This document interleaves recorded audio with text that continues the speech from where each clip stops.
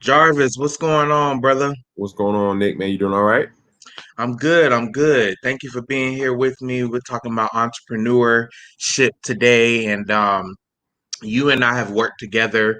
Um, we actually just started working together a couple of months ago. It's been a pleasure, Absolutely. and I love your work. I love your energy and your spirit. I still have your camera lens Get my that I lens. need to cover that I need to give back to you from that photo shoot. But Got um, but yeah, maybe just introduce yourself to the audience. You okay. know what you do, and then we'll just get started. Hey, what's going on? Good morning, guys. My name is Jarvis Releford. I am the executive creative director at Brand New Consulting Group. And what we do at Brand New Consulting Group is we help entrepreneurs, business owners attract their ideal clients. We help them sell high ticket items.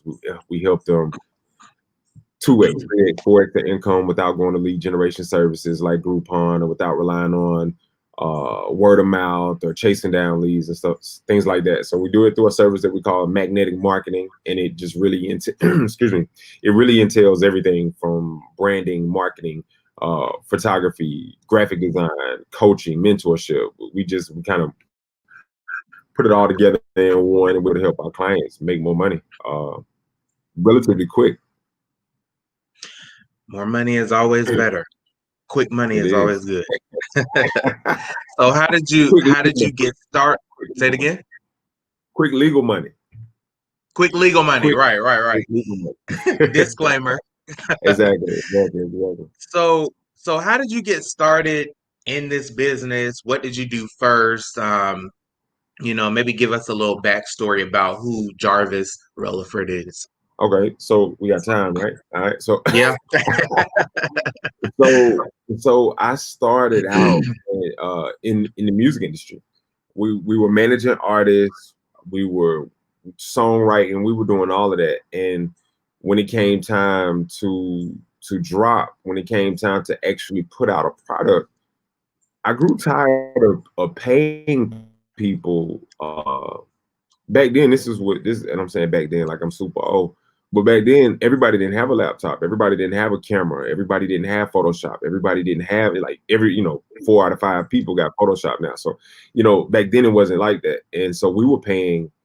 Right now, the market, you're paying 150 for a CD cover. Some cover art. But then we were paying $300 for cover art. We were paying five, six, $700 for photo shoots. We were paying, you know what I mean? The price of doing business in the music industry was higher, actually, to do business back then. So got tired of it, got tired of paying people to do things. And I was like, you know what?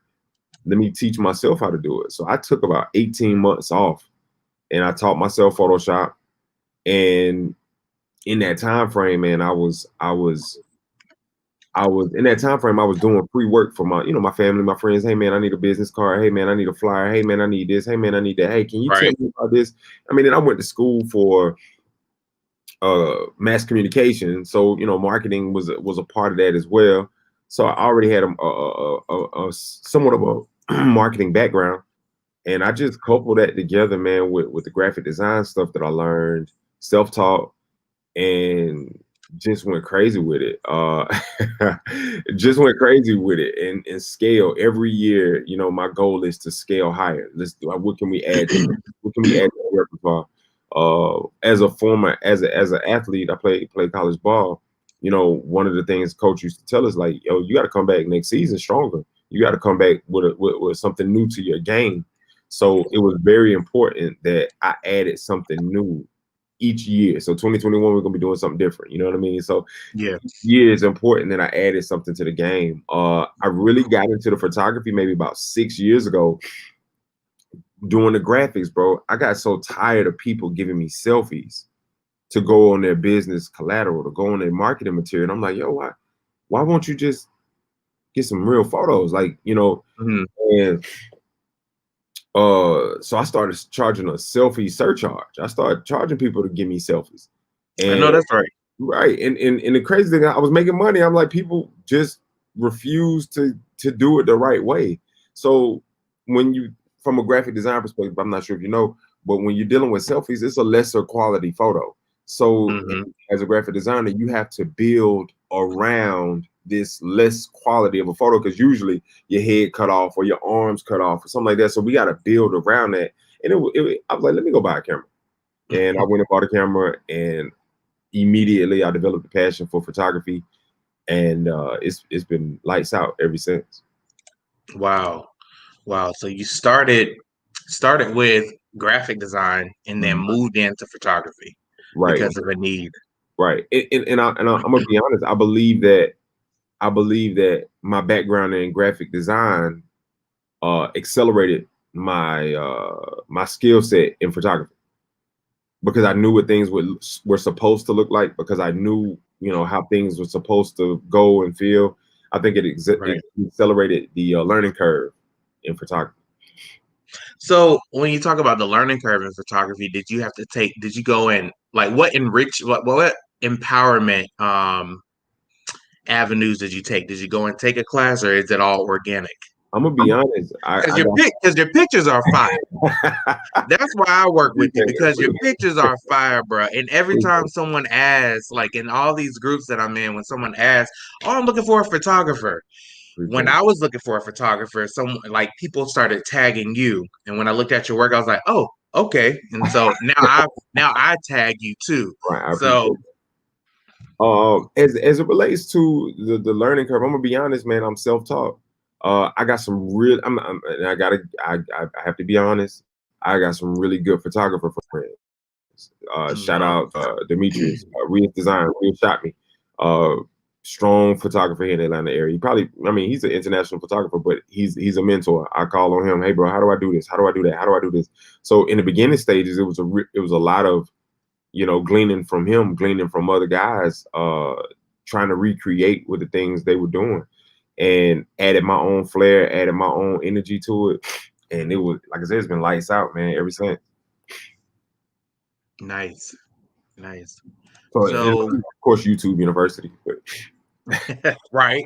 right, Well, that's what I tell people all the time. That's what I tell my students is, a lot of people are afraid to get on YouTube. A lot of people are afraid to post on social media, but YouTube is the second most used search engine on the internet. it is. So why not be on there? Because you can learn pretty much anything you need and you Right, want. right.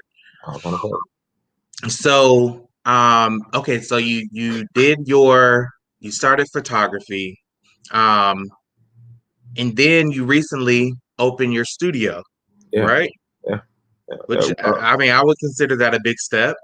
It was huge, huge step. And just to give a little background on that, when I quit my job, I was working in corporate America I was been in corporate America my whole work career, sales, marketing, Home Depot, all this types of things. So I was working at a bank, and when you're a creative man, when you're an entrepreneur, you can't have too many people telling you what to do. You know what I mean? Right, Like right. it just didn't work. And when you're an entrepreneur and you're a creative, you always find a creative way to improve the processes. And when you Hmm. work for a job, you're like, nah, bro, we've been doing this for years, bro. We good. Like we don't need your input. We don't need. And I got it. It wasn't my operation. I felt like they weren't using my skill set to the best of my ability. To the best, they weren't utilizing me in the best ways possible. I got rolled up for some bull, so I quit. Right, Haven't we all? right. So I quit, and I tell people all the time, like I was blessed. Blessed. I walked into a studio a week later, and the owner just gave me the keys, and she was like, "Hey, just work with my team and help me out where you can, and you can shoot here whenever you want to." So that was really, I tell people all the time, when it's God, it's simple, it's easy.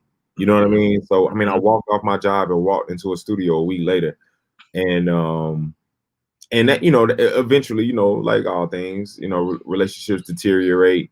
As my success grew, as we began to do more and more and more and more, jealousy, you know how it goes, bro. Yep. Those types of things set in, where you began to just disrupt everything that I got going. So it was time for me to leave, and this was the biggest step of faith that I had ever had. It was the middle of the pandemic, man. It was no, it wasn't even the middle. It was the beginning. Like it was the beginning.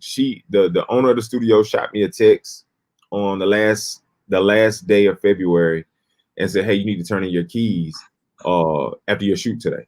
And I was like, "Oh, like that?" And she was like, "Yeah." I was like, "Okay, cool." Turned in my keys, and that it was a Saturday. That following Monday, we were signing the lease on our new space, and it was the biggest leap of faith. I didn't have the money, I didn't have the credit, I didn't have any of it, man. I didn't have any of it, and when it's God, man, is good. So I went. I had been working corporate America for years. I emptied out my 401k and bet on me. Yeah, yeah. On me. This pandemic really pushed a lot of people to do what they're called to do Absolutely. and to step into their purpose. And same for me, being in corporate America. And 1 month I was in sales or Um, in events and sales.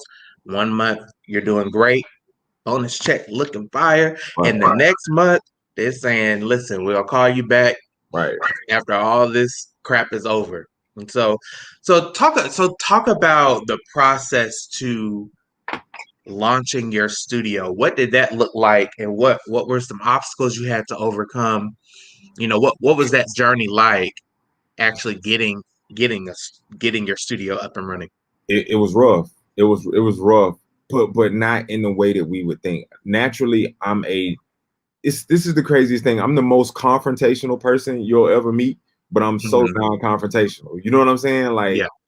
and so I had issues with contractors. I had issues with painters. I had issues with a lot. Like I had those types of issues, and I didn't know this was space that was unfamiliar to me, man. So my painter not moving as fast as I need him to move. My contractor's not moving as fast as I need them to move. And I got other contractors like, yo, bro, I can get this done for you like by tomorrow. Hmm. And not knowing, and I feel bad about it now, but not knowing how the process went. Like I just told the dude I had in there at the time, I was like, hey man, take a few days off. Instead of saying, bro, you fired. Right. Instead of saying, bro, you fired. I said, hey bro, take some days off. I got some things going on. Take some days off, and you know what I'm saying, we'll reconnect next week. And when he came back next week, everything was done. And he was like, hey Yeah. bro, that's how you do it. That's how you do it. And I just didn't know. Like it was, I just didn't know. So those types, I was having those types of challenges. But I'm gonna be honest, bro. Like I didn't have the money. Like when I say I didn't have the money, I didn't have the money. And every time when the HVAC guy came and said, "Hey, it's gonna be $8,000 to put this HVAC in," when the plumbing guy came and said, "Hey, it's gonna be 4,000 to get your plumbing done," when the flooring guy came and said, "Hey, it's gonna be 12,000 to get your floor," like money came out of Yeah. nowhere. Money came out of nowhere, and when I say it was just enough, it was just enough. Like it didn't make sense to blew my mind, but when you faithful, bro, my secret is I tithe. Like Mm. I give like I've never given before because I see it work. You know what I'm Yeah. saying? I see it work. So I tied, and that ended all my financial issues. I tied, and but those were the biggest obstacles, man. Just it was the pandemic, so the city was closed, so they couldn't come out and do your inspections. They couldn't come out and do any of those things. So we had a bit we had to pay rent. So we still had to operate. We just had to operate creatively where it would not put the business in jeopardy. It was a lot. It was a lot. It was a lot. But Yeah. when it's God, man, it's easy. Yeah. Yeah. What and how did you see how did you how did you stay focused and sane during the craziness of all of this? Talk about, not having the funds in pocket, but money came out of nowhere. Um, a lot of times as entrepreneurs, we get in this grind, and most entrepreneurs I know, we get highs and then we get real low, and it gets real tough to stay the course. So how did you stay the course? It took. So just to be totally honest, I got with my God, man. I got with my God.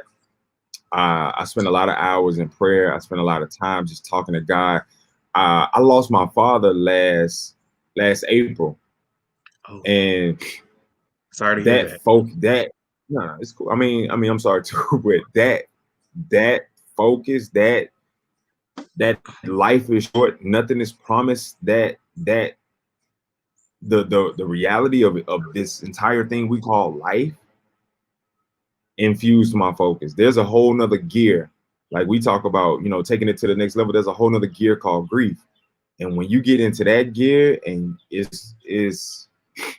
gotta happen. You know what I'm saying? I Yeah. named, Yeah. we got two spots down there, and I named one of those spots after my father. So like it had to go up. There was no way. Oh, Jarvis, you're out of budget on this.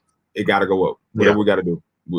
Yeah. And the money came, and it came. So staying focused wasn't not difficult. I'm grieving. It Yeah. got to happen. There's Yeah. no way I cannot let this happen. There's no way I can't push the envelope on this. There's no way the money will come, the opportunities will come, the people will come, it'll happen. And I just stayed in that locked in, man. I was like lights out, zombie-ish, locked in. Like it Yeah. was crazy, but that's how it happened. Yeah. Um, and a lot of people go through that, right when you're trying to grind and get things happening, unforeseen things happen. And All the you're time. right, just staying locked into it, staying connected to your creator, and doing things that keeps you mentally sane. I have something that says take days off, because there's so many people who run with this mantra of no days off, which at times, sometimes that's, that's necessary, but your mental state is so much more important, because you're no good to anyone when you're mentally drained and tired and you're just not motivated, you know? Facts. I So, agree with that. And I live by the no days off thing. I do something for my business every day. But mm, there was earlier this summer, I took about 4 or 5 days off, didn't answer any calls, didn't answer any emails, and I came back better than ever. Like, so I get it. Like, I didn't get it at the time. Like, I can't afford to take days off. yeah, I can't afford to do this. But when I took it and I came back, I had downloaded new ideas, new concepts, new strategies, yeah, and was able to implement them, was able to create and implement those strategies. yeah, And so I now value the time off when I take it, because I understand the importance of it. yeah. Because it's so easy to get burnt out. And a lot of times, a lot of entrepreneurs are creatives, and you need to unplug from the grind, the day to day, so that you can get re-inspired, remotivated, and reconnected, So talk a little bit about your branding agency, and how'd you get involved with that? What is that all about? Gotcha. Okay. So great question. So like I said earlier, we started with the graphics, and it kind of it spiraled into consulting. And so I had already, just doing the graphics, you're already helping people, do things Hmm. they've never done before. We're doing it all. And I took a class, I hired a coach, uh, and he just catapulted everything that we're doing. He enhanced everything that we're doing. So, we were already doing the branding, the logos, the flyers, the business cards, the posters, the retractable banners. We were already doing those things. We were even doing coaching and mentorship at the time, and didn't really fully understand what we were doing. Hmm. And now we're able to do it. We understand the science of client attraction. I built my own system of how to attract clients. We built it on the foundation of what's attractive attracts. Like, it's difficult to, you see these people jump out into the marketplace with I don't want to sound crazy, but with like the homemade flyers and the homemade business cards and the homemade marketing Still material. using publisher. Right. And these are the same people that are on social media saying my family doesn't support me. Nobody supports me. I don't have this. And what they don't understand is people don't support you just because you're family. You know what I'm saying? People don't support you just because we're friends. Like, there still has to be a benefit for me to Hmm. support you. And once we were able to teach people like how how to exemplify the benefit. Hey, give people a benefit, give people a reason to shop with you, and you'll never have to worry about your family supporting you again. Yeah. To be totally honest, my family supports me, but they're not booking photo shoots. They're not booking logos. They're not getting fly. They're not getting none of that done. And because they're not Right. crazy about it like that, when they do ask for something, I don't have a problem giving it to them. But I don't have that issue. Like 99% of my clientele is complete strangers that I met over the last 3-4 years, and Hmm. what we built it, man. Just results. At the end of the day, we get results. We get clients to say, "Hey, bro, we took we implemented the strategies that you gave us, and we've seen our clientele jump 200% in the last 90 days." Or I've made more money in the last 90 days than I made in the last year based off the strategies that you taught me, based off the things that you gave me. So, I mean, I didn't give it to them, but I paid for it.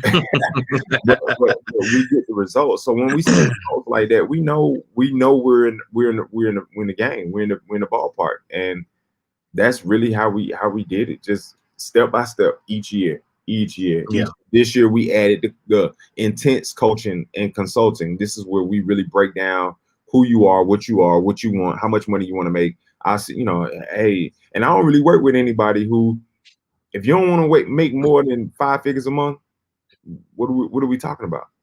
Right. Like, people, I just want to make a couple hundred. Nah, bro, I'm not. My client. Yeah. Yeah. You said something so interesting about family and friends, and this is kind of what I preach.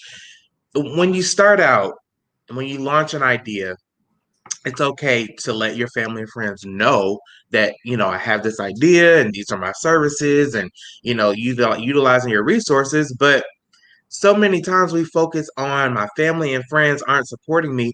Focus on your ideal client. Do some True, target market work true. and see how you can get in front of them who Right. sees the value in the product and services that you offer. True. Because I have in my coaching program, my god sister, she is the only family member that is in my program. Uh-huh. I'm not offended that no other family members are not in my program because they're not my target market. They're not my ideal customer. Bingo. So, and she is. So she instantly saw the value in it. So I encourage everyone who's watching, focus on your ideal client and your target market. Post on Facebook and let your family see. And if they come, they come. But if they don't, that's not your target market. Focus on who it is that's going to see the value in your benefits that you Bingo. offer. Bingo. I completely agree. And if your family's not in your target audience, they're not in your target. Right. They're not in your Right. target audience, and it's okay. Like, and you got to Yeah. understand that that's okay. Like, it's okay. And that's why I think that's why I don't do business with my family. When they ask for something, I give it. Hey, Jarvis, we got a family reunion coming up. Can you do a flyer? Hey, such and such is graduating. Hmm. Can you come and take pictures? I do it because they my family and I love them, but I Yeah. don't charge them because they're not my target client. You know what I mean? I'm not Right. trying to bust them over the head, so they're not my target client. And there's no offense to them. It's okay. These things Hmm. are okay. And you don't want to become that guy that when you call somebody, they're like, "Oh, he's trying to sell me something." Yeah, I don't want to be that guy either. Yeah, that sales, but we call it sales commission breath. Right. I don't want to have commission breath.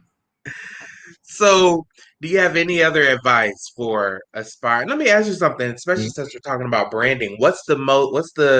Um what's the top misconception you find with your clients or entrepreneurs um when it comes to branding and marketing? The biggest misconception about branding and marketing is that it's easy. People see it and think that it's easy. They think they can say what they want. They think that they can create what they want. They think that, and when I say branding, like, we get down to the studs. We talking about the the messaging. You know what I'm saying? Yeah. Businesses succeed and fail solely off messaging. If your message is off, if you're not talking to your ideal client the way that you should be talking to them, Hmm. you're dead. You're dead. It don't matter. It doesn't matter how beautiful your photos are. It doesn't matter how beautiful your marketing material is. It doesn't matter how great of a service you provide. It doesn't. None of that matters if you can't communicate it. to your You can't target connect. audience, yeah, you're dead. And you can have the worst marketing material, you can have the worst photos, you can have the worst business model, the worst business structure, but if you can effectively communicate it to your target audience, you are in business. You Yeah. are in business. So the biggest misconception is people think that it's easy. I love it when people are like, "Oh, bro, it costs this much. Oh, I'll just do it myself." I said, "Okay," and I Hmm. wait for them to come back. I wait for them to come back, or I wait for them. I wait for them to, go to somebody else, and somebody. We could be money hungry about this. I could take anybody's money and say, "Oh yeah, I'll do this for you." But if I don't see the results, like I don't work with anybody who doesn't have it. Like if your business isn't in the business of helping people, I can't work with you. If and what I Right. mean by that is if you can't help people, people don't need you. If you have a Very business true. that people don't need, what are we doing here? You know what I'm saying? So Hmm. I only work with people that I can help, that need help and that help people. And like I said, that misconception of this thing is easy, this thing is simple, this thing is, if you don't know messaging, if you don't know how to communicate, if you don't know who your target audience is, you don't know what your target audience likes, you don't know what your target audience likes to do, you don't know what scares your target audience. If you don't know these things, if you're out of touch, you're dead. So the biggest misconception is that it's easy and you can do it yourself. And I see so Yeah. many people. One girl, just refuses to invest in her branding and her marketing, and she just spends thousands of dollars aimlessly buying billboards, aimlessly putting out flyers, aimlessly, and she doesn't understand messaging. She just doesn't. So Yeah. her it never connects. And I just look and I laugh and I be like, well, one day you'll get it. Mm. You can't do it yourself unless you Yeah. unless you know how to do Yeah. And even when you know how to do it, running a business and running the marketing piece is tedious it. So, because, like you said, it's a lot of work that goes into it. You know, it, it's a lot. yeah, Um, and you want to stay consistent. And what you find is when you try to do everything, something gets dropped. absolutely. Something Something gets always over. dropped. Always. You Always. can't give your focus to 100% of everything. Right. So, Right. You're absolutely right. any last words of advice for aspiring entrepreneurs, aspiring photographers, studio owners, brand experts, your whole resume? Gotcha. First, I want to thank you for having me on, man. Like I said, when we met, everything was love. We connected on a professional level and was able to create something dope for your clients. So I'm super excited that we were able to do that for you. Last words, entrepreneurs, business owners, aspiring business owners. Listen, you can't be afraid to invest. And when I say invest, I'm not just talking about financially. I'm talking about emotionally. I'm talking about spiritually. I'm talking about mentally. I'm talking about time wise. Like if you feel like it's too hard, it's too hard. If it's not too hard, it's not too hard. If you feel like you can't do it, you can't do it. But if you feel like you can, you can. So it's like you got to be willing to invest. You got to be willing to dig deep. You got to be willing to lose it all if you want to be successful. You got to put all you got to be willing to do it. A lot of these entrepreneurs right now, guys, you guys are trying to do too much at one time. And I'm seeing a lot of entrepreneurs come to me and, oh, well, I got this candle business. Oh, and I got this this tea business. Oh, and I sell charcoal. Oh, and I got rocks in the back. Like, Mhm. focus on one thing. Yes. Focus on one thing. Get that thing on autopilot, and then you can pick. And if you do it right, you don't have to pick up those other things. If you get that one business right, you'll be so busy with that business, making money, being happy, you wouldn't want to do it again. You just wouldn't want to do it again. So Right. focus on one thing. Don't be afraid to invest. Get you a coach. Get you a coach. If somebody told you to fly a plane to Paris right now and you're the pilot, you couldn't do it without a coach, without Yes. training, without instruction. You couldn't do it. Same thing as business. You can't get your business to the promised land without a coach. Some people get lucky, but they pay for it. They pay for it. Get you a Mm-hmm. coach. That's the biggest shortcut in business. Get you a coach. Mm-hmm. Get you a coach, and you'll be good. Those are my last words. Get you a coach. Someone who's done it. And to piggyback off of that, and I'll leave with this, Henry Ford has a quote that I absolutely love. If you think, whether you think you can or you think you can't, you're right. Facts. Thanks, Jarvis. I Thanks, brother. appreciate it. And we're going to link sometime soon. Absolutely, bro. Thank you for having me. Y'all have a great day.